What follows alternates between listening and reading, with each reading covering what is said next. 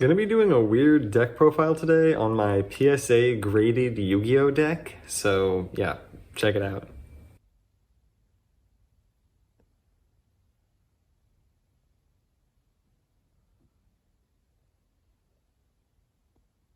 Just to set some ground rules for the format, I guess. Everything's legal. This is traditional format, I guess. Every card is at least one. So yeah, this is basically just the cards that I have that can technically form a deck, but let's go.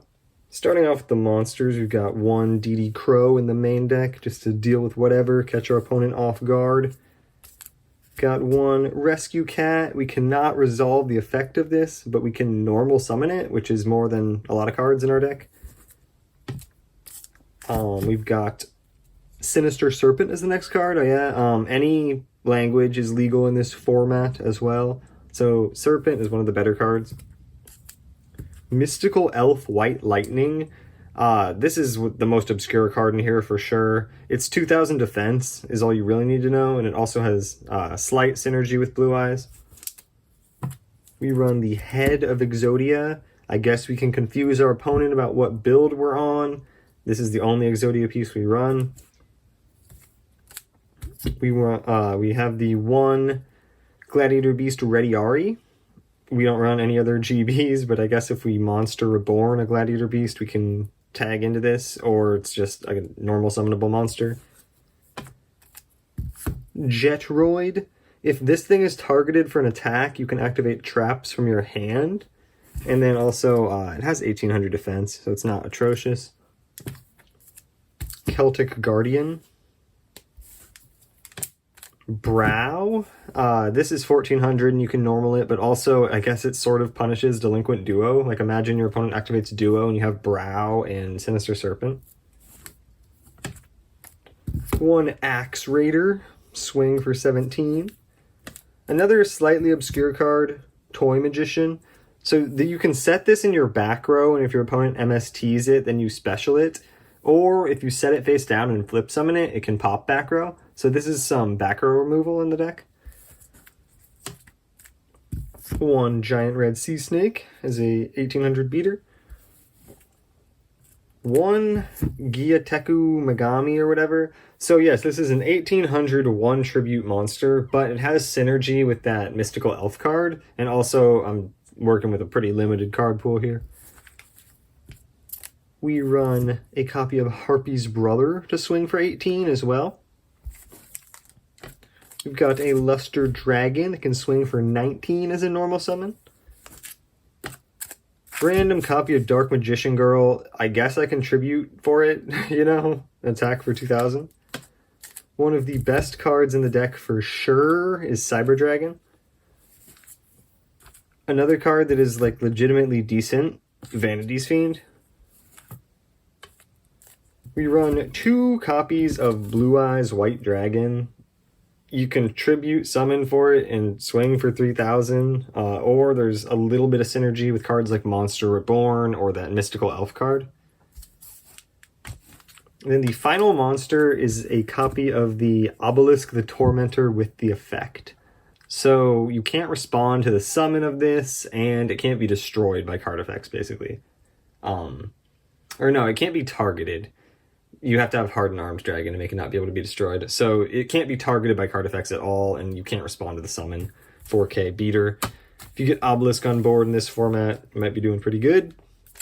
Spell cards, you got one Dark Hole. Deal with whatever. We have a copy of Swords of Revealing Light to stall. Got Harpy's Feather Duster because whatever's legal. Just wipe our opponent's back row. Another utility card people might not be familiar with because it got immediately power crept in Metal Raiders by Soul Release.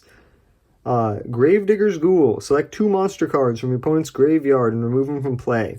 So we actually can disrupt our opponent's plays with that. We have a copy of Monster Reborn. Reborn whatever. We got Heavy Storm. Deal with whatever back row. We have Fissure. Sorry, I'm holding the cards now. I don't know why I switched to doing that. We have Fissure. So, yeah, monster removal there. Pot of Greed. Draw 2 cards. What does it do?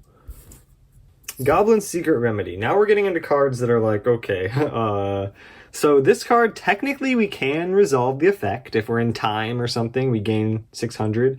But also, again, technically we can just gain 600 or whatever, or whenever. But also we can set it face down as a bluff.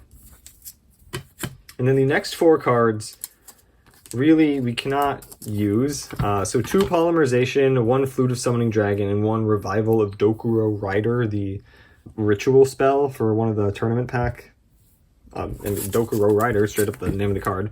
But yeah, so these are just spell or trapped cards that you can set face down in your back row. And technically that is something. Like, we do run some real back row, and that means that these could be real back row when they're set. So yeah, that is the type of limited card pool we are working with here. But we do have a copy of Magical Hats, so this can pull 2 random useless spells out of our deck and sort of protect a monster, potentially.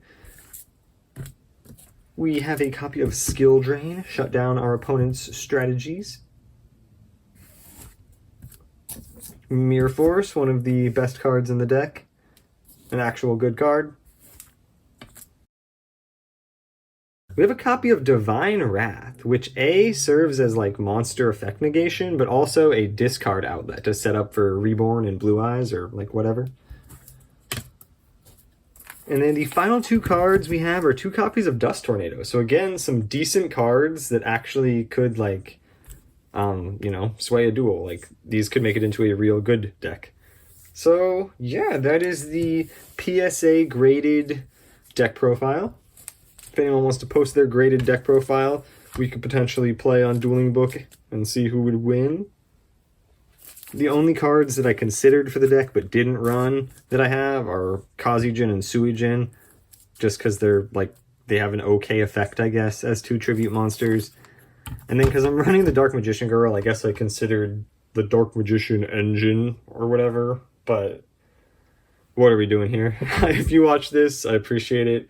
Thanks for watching. Like, comment, subscribe. I appreciate whatever. Yeah, thank you. Peace.